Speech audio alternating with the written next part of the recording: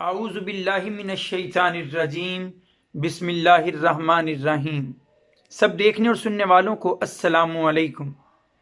آج اپنی ویڈیو کا آغاز میں ایک پنجابی شعر سے کرنا چاہوں گا جو آپ کو اپنی سکرینز پر نظر بھی آ رہا ہوگا، اور وہ شعر کچھ یوں ہے کہ ایک پاسے میرے رین وہابی، ایک پاسے دیوبندی، اگے پیچھے شیعہ سنی، ڈاڈی فرقہ بندی، وچ وچالے ساڈا کوٹھا، قسمت ساڈی مندی، ایک محلہ 8 مسیتاں، کدی کراں پابندی۔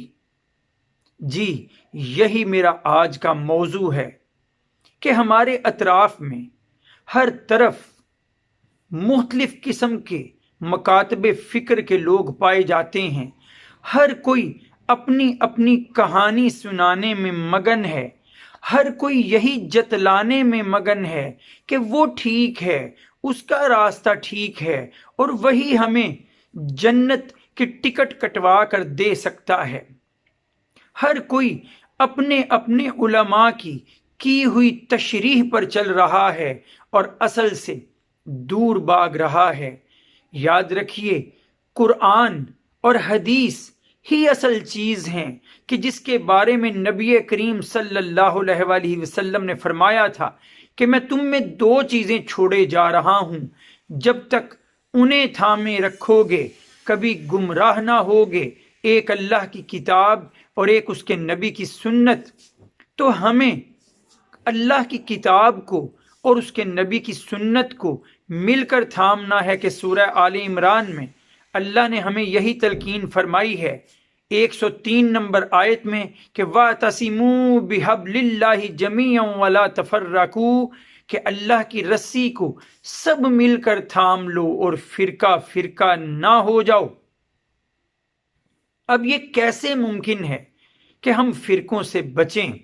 تو میں نے آپ کے سامنے گزارش رکھی کہ ہمیں اپنی اپنی تشریحات کو چھوڑ کر اصل کتاب اور نبی کی سنت کی طرف جانا ہوگا کہ ہم میں سے کسی سے بھی قبر میں اور نہ آخرت میں یہ سوال پوچھا جانا ہے کہ بتا تیرا فرقہ کیا ہے، بتا تیرا مسلک کیا ہے، بلکہ سوال ہونا ہے بتا تیرا دین کیا ہے۔